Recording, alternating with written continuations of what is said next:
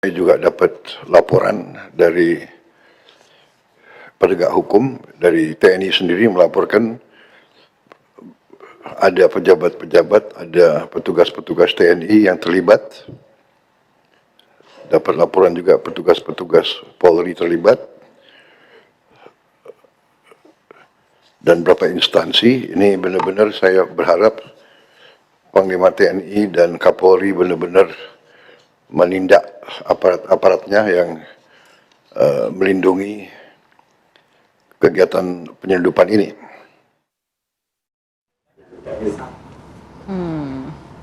Ya, publik ini merespon positif dari statement Presiden Prabowo Subianto. Tapi begini, banyak yang bertanya-tanya juga, ini sebenarnya ditujukan untuk siapa sih? Untuk siapa? Satu orang atau beberapa pihak? Mungkin langsung Mas Ivan yang jawab, Mas. Ini. Tolong gini, karena publik sekarang juga udah pintar kadang-kadang. Kalau saya balik lagi seperti pernyataan saya di awal, kita tempatkan pada konteksnya dulu. Ini kan konteks acaranya adalah Presiden menggelar rapat bersama kepala daerah se-Papua.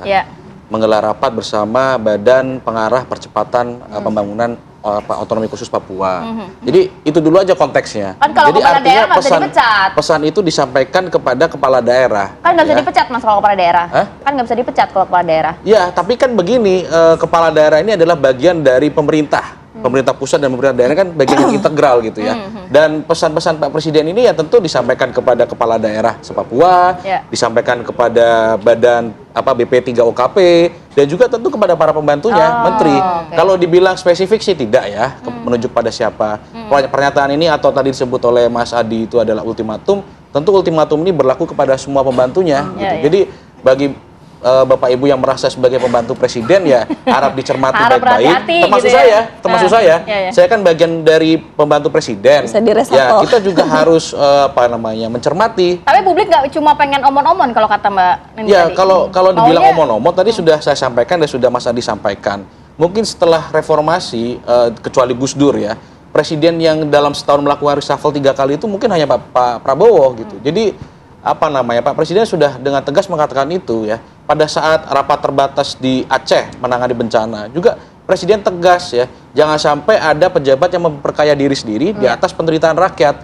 Itu sudah sangat jelas tuh. Pernyataan-pernyataan ini apakah kemudian disampaikan oleh Presiden karena sudah melihat nih ada para pembantunya di jajaran kabinet mungkin yang memang tidak sevisi dan semisi, tidak segeraknya, nggak seirama gitu dengan Presiden? Ya, Pak Presiden kita ini kan peka dan sensitif sekali ya. Dan saya harus akui, kita harus bersyukur punya Presiden seperti Pak Prabowo yang memang dari awal itu pergaulan beliau sudah sangat luas. Sehingga beliau ini paham mungkin ya, nakal-nakalnya pejabat, tingkah lakunya pejabat ini mau ngarah ke kanan, mau ngarah ke kiri itu beliau udah tahu lah.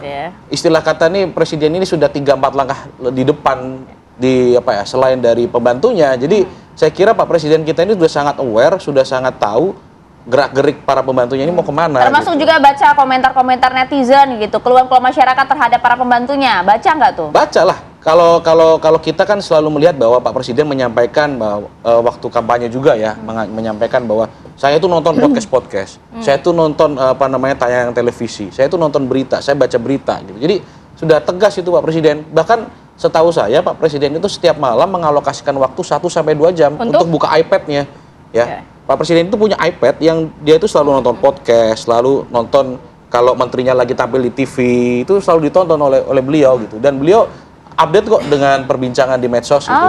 Kadang kan kata-kata gemoy yang dikeluarkan oleh Pak Presiden kan waktu kampanye dulu kan juga bagian dari omongan di netizen ya, di media sosial gitu. Jadi artinya Pak Prabowo sangat relevan dengan medsos. Oke, saya mau ke Mbak Neni dulu. Tadi Pak Prabowo juga memantau kok bagaimana pergerakan perbincangan di media sosial sendiri ya. Tapi kalau di media sosial ya terkait kan dikatakan ultimatum terhadap pejabat yang tidak kompeten gitu.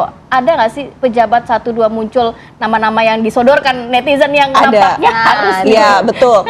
Terutama memang menteri-menteri yang sering menuai kontroversi. Dan hari ini kalau terjadi adanya bencana di Aceh sama Sumatera, itu pasti netizen melihat menteri-menteri mana nih yang seharusnya bertanggung jawab untuk menangani itu. Misal nih ada Menteri Kehutanan gitu kan di-mention, kemudian ada Pak Bahlil juga di-mention, lalu juga ada Pak Julhas juga di-mention di situ.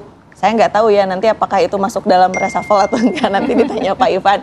Karena gini, Komen-komennya apa sih, Mbak? publik itu berharap pemimpin itu mau mendengar. Karena mendengar itu adalah kemampuan komunikasi terbaik. Ya. Jadi netizen bilang bahwa ketika ada reshuffle maka harus dengarkan juga suara rakyat, suara publik. Karena kan hari ini kalau kita melihat dalam banyak teori ilmu komunikasi, who is the public? Who is the public sekarang itu adalah termasuk jaringan sosial media. Bahkan sosial media Jadi- sendiri sudah komentar di akun yang bersangkutan loh, Mbak, Betul, kalau di kita akun melihat yang ya. bersangkutan di akun resmi official, sekretaris kabinet Kabinet juga begitu ya.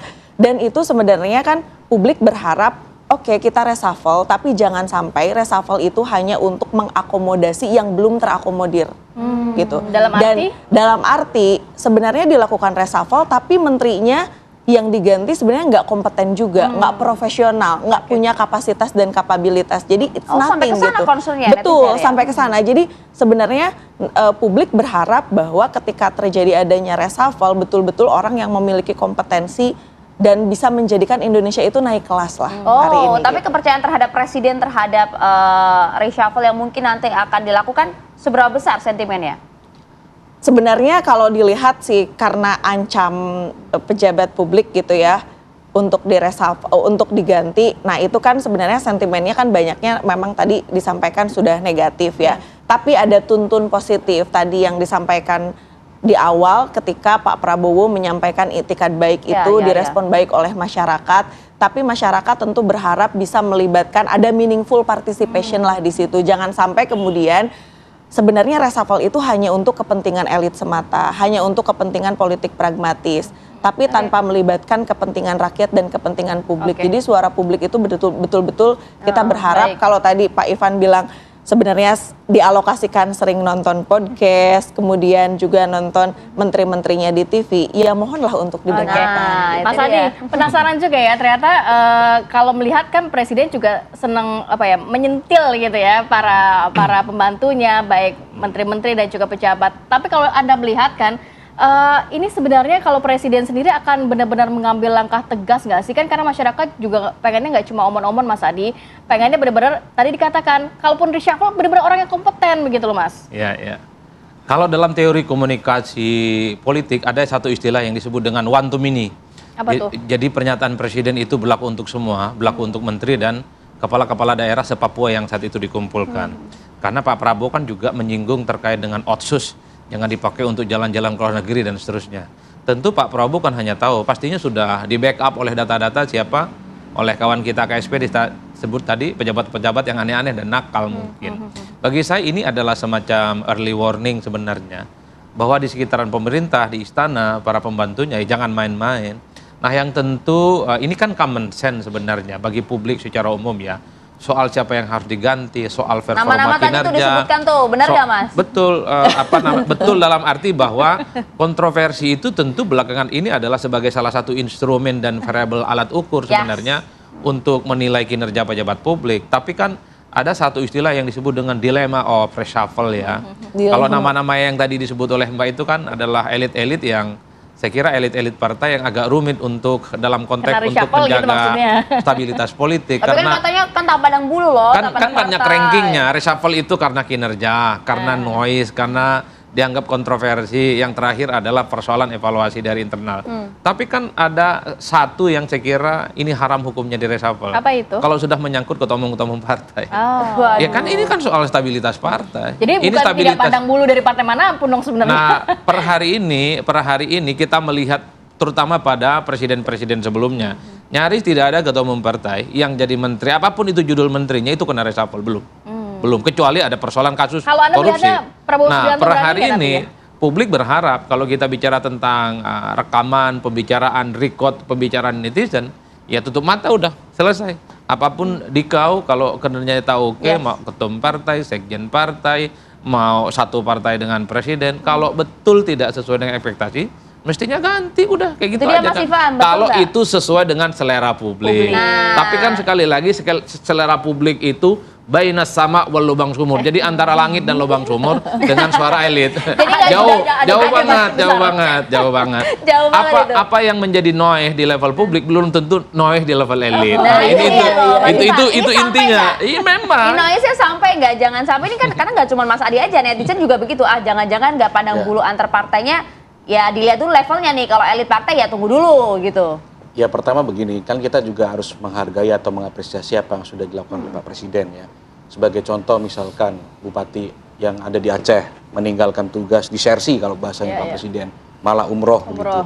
Itu kan juga dari kader dari partainya Pak Presiden sendiri juga. Dan itu sudah ditindak dengan tegas juga oleh Pak Presiden dipecat atau diberhentikan begitu. Jadi artinya langkah Pak Presiden pun terhadap internal Partai Gerindra sendiri pun sudah sangat tegas begitu ya. Dan saya kira yang disampaikan oleh Mas Adi ini adalah bagian dari opini publik juga ya. Cerminan survei ini terhadap penilaian kinerja menteri kan juga menjadi bahan masukan kita, menjadi bahan pertimbangan kita. Tapi sah-sah saja dong pernyataan itu? Sah-sah saja. Sekarang kan sudah begitu banyak lembaga survei yang merilis penilaiannya, memberikan ranking siapa yang terbaik, 10 besar ya, 10 terbawah dan segala macam, itu kan tentu menjadi bahan pertimbangan dan masukan. Dan kalau persoalan ketua umum partai, saya rasa bagi Pak Presiden ya, yang notabene juga ketua umum Partai Gerindra, ya bahkan juga ketua Dewan Pembina, Pak Presiden punya concern betul terhadap elit-elit ini. Tapi dan saya bilang tadi Pak Presiden ini juga pergaulannya di elit luas gitu loh.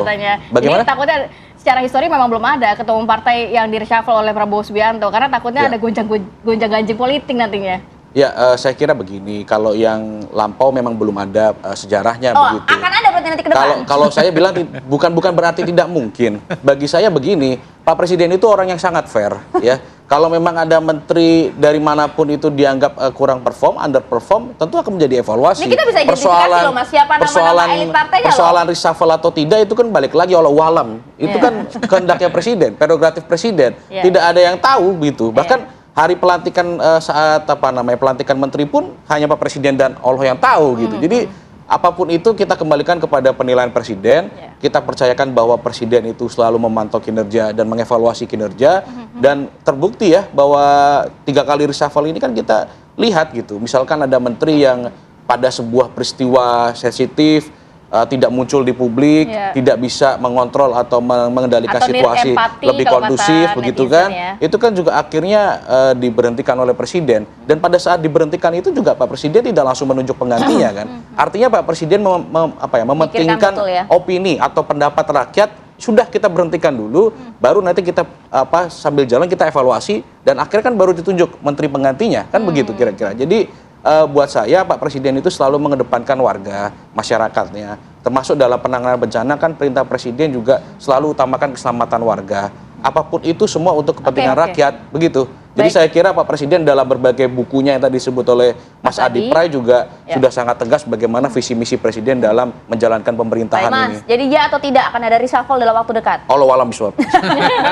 Mbak Neni, mungkin apa yang perlu dicermati juga dari media sosial, apakah memang ini pergerakannya organik dalam arti tidak ada beberapa pihak yang memang mungkin kan kita tahu ya beberapa tahun belakangan ini banyak sekali nih buzzer yang dengan kebijakan tone-nya kok positif terus ini organik atau gimana biasanya Mbak? Betul. Nanti mungkin kita setelah ini saya perlihatkan kepada Pak Ivan ya. Jadi memang iya Mas Adi, jadi dalam tools big data ini memang kita bisa mengidentifikasi apakah percakapan ini dia dikendalikan oleh human, dia dikendalikan oleh integrasi human dan robot atau dia dikendalikan oleh robot. Nah, hari ini kalau kita lihat integrasi antara human dan robot, kemudian robot dan humannya masih tinggi lah. Humannya masih tinggi, tapi tentu ada catatan-catatan, ada banyak akun-akun fake gitu kan. Terus ada di situ digerakkan oleh robot dan ada integrasi human dan robot. Itu juga yang mungkin menjadi catatan. Who are they? Siapa sih mereka gitu? Itu bisa dilihat akun-akunnya siapa aja, ngomong apa, jam berapa dan di mana. Gitu. Dan itu saya kira menjadi catatan penting juga ya, karena sebenarnya kami ini kan selalu campaign ya untuk membangun ekosistem digital yang sehat. Dan ekosistem digital yang sehat itu menurut saya harus dimulai dari keteladanan pemimpin. Dari pemerintahan gitu ya, baik itu di DPR atau pemerintah gitu. Karena dari situ kan termasuk juga kementerian-kementerian gitu. Jangan sampai menggunakan gitu ya pemborosan anggaran untuk membayar tadi buzzer lah atau Ya, influencer lah dan lain sebagainya, itu tentu yang tidak kita harapkan karena yang nanti akan muncul itu menjadi tidak organik percakapan di ruang publik. Nah, ini kan yang dinantikan publik saat ini kan karena yang organik itu ya menantikan bahwa ini nggak cuma omong-omongan begitu ya, Presiden tidak hanya ancaman semata tapi betul-betul dilakukan. Siapakah sosok-sosok yang kemudian akan diperbaiki, akan Akhir jadi tahun tim kata yang Mas lebih Ali ini solid, kira-kira siapa gitu. nih gitu ya. Kita nantikan berarti. Doa akhir tahun. Doa akhir tahun. Kita nantikan hingga awal tahun nanti apakah ini benar-benar terjadi. Terima kasih Mas Adi, Mas Ivan, matur suwun. Terima kasih. Mbak Neni, terima kasih. Iya, banyak. terima kasih. Assalamualaikum. Baik, kita harus jeda dulu sinak ya. Nanti kita hadirkan informasi. Ini ada sebuah video yang juga beredar di media sosial di mana memperlihatkan kondisi salah satu makam pahlawan di TPU Ploso, Kabupaten Kudus yang telah dicor beton. Sesaat lagi tetap bersama kami.